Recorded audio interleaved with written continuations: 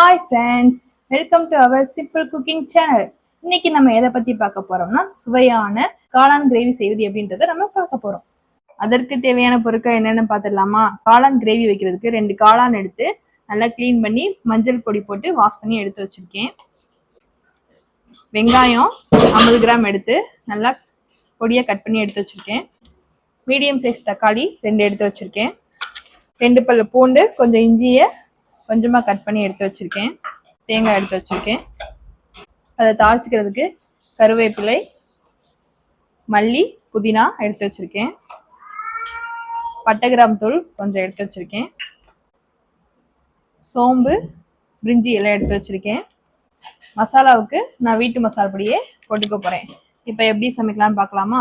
Stove on பண்ணிவிட்டு நான் இன்னைக்கு காளான் குழம்பு குக்கரில் தான் வைக்க போகிறேன். குக்கர் ஹீட் ஆகவும் நல்லெண்ணெய் ஊற்றி குழம்பு வைக்க போகிறேன்.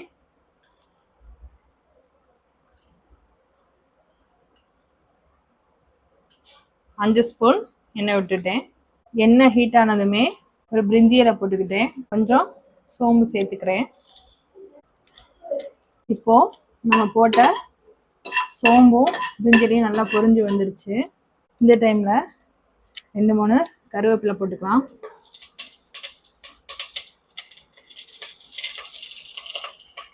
கருவேப்பிலை ரொம்ப முருகாம இருக்கும் போதே நம்ம நறுக்கி வச்சுட்டு வெங்காயத்தை இதோட சேர்த்துடலாம். வெங்காயம் நல்லா கண்ணாடி கூட வர்ற வரைக்கும் நல்லா தாளிச்சு விட்டுறணும். இந்த வெங்காயம் தான் குழம்புக்கு நல்லா டேஸ்ட்டு தரும். கறி குழம்பு மாதிரி இருக்குது செய்யும்போது. ஒரு 2 நிமிஷம் இந்த வெங்காயம் வதங்கட்டும். இப்போ வெங்காயம் நல்லா வதங்கிருச்சு. இது கூட நம்ம நறுக்கி வச்சிருக்க தக்காளியை சேர்த்துக்கலாம்.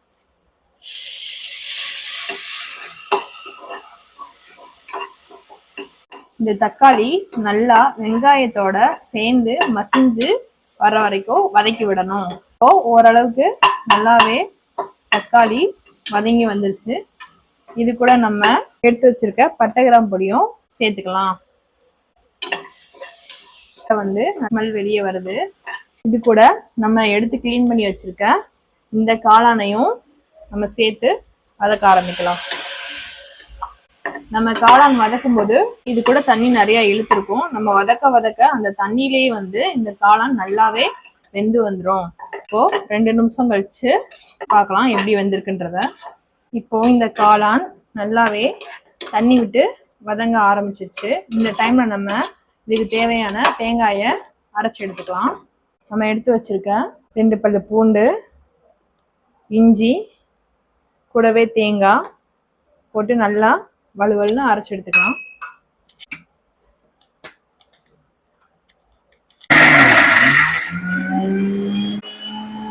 இப்போ இந்த காளான் அந்த காளானோட தண்ணியிலேயும் நல்லாவே வெந்து வந்துச்சு. நான் வீட்டில் அரைக்கிற மசாலா பொடியை தான் போட போகிறேன். இதுவே நல்ல டேஸ்ட் கொடுக்கும். இந்த மசாலா பொடியை எப்படி அரைக்கிறேன்னு அடுத்த வீடியோவில் நான் உங்களுக்கு காமிக்கிறேன். நான் 2 ஸ்பூன் மசாலா பொடி எடுத்துக்க போகிறேன். இந்த மசாலாவை நல்லா ஒன்று போல காளான்ல கிளறி எடுத்துக்கணும். இது கூட நம்ம அரைச்சி வச்சிருக்க இஞ்சி, பூண்டு, தேங்காய் விழுதையும் இது கூட சேர்த்துக்கணும். அதையும் ஒன்று போல நல்லா கிளறி விட்டுக்கணும். இது ஒரு 2 நிமிஷம் வேகட்டும். அதுக்கப்புறம் இதுக்கு தேவையான தண்ணியை சேர்த்து நம்ம விசில் விட்டுக்கலாம். நல்லா தேங்காயும் இதோட ஒன்று போல வெந்து வந்துருச்சு. இது கூட நம்ம இதுக்கு தேவையான அளவு உப்பு சேர்த்துக்கலாம். உப்பு போட்டு அதையும் நல்லா கலந்து விட்டுக்கணும். இந்த மாதிரி வந்தது. இதுக்கு தேவையான அளவு தண்ணியை சேர்த்துக்கலாம். நான் தேங்காய் அரைச்சி வச்சதை நல்லா கழுவி அதோடய தண்ணி சேர்த்துக்க போகிறேன்.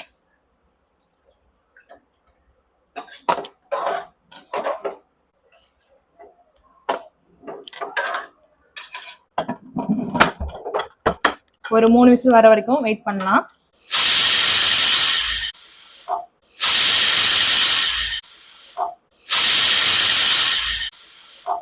கிரேவி இப்போ நல்லாவே விசில் வெந்துருச்சு. அந்த டைம்ல நம்ம ஒரு தாளிப்பு ரெடி பண்ணிக்கலாம். கடாய் வச்சுக்கலாம். இதுல தாளிப்புக்கு தேவையான எண்ணெயை விட்டுக்கலாம். எண்ணெய் காஞ்சிருச்சு. 3 கிராமு கொஞ்சம் சோம்பு போட்டுக்கிறேன். போட்டுட்டு கொஞ்சம் கருவேப்பிலை,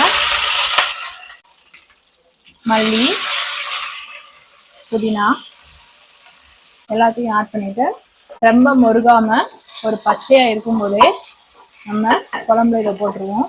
இப்போ அடுப்பு ஆஃப் பண்ணிட்டு நம்ம விசில் எடுத்து வச்சிருக்க இந்த கிரேவியை பார்த்துலாம். கிரேவியும் நல்லாவே வெந்து வந்திருக்கு. இது கூட இந்த தாளிப்பை சேர்த்துடலாம்.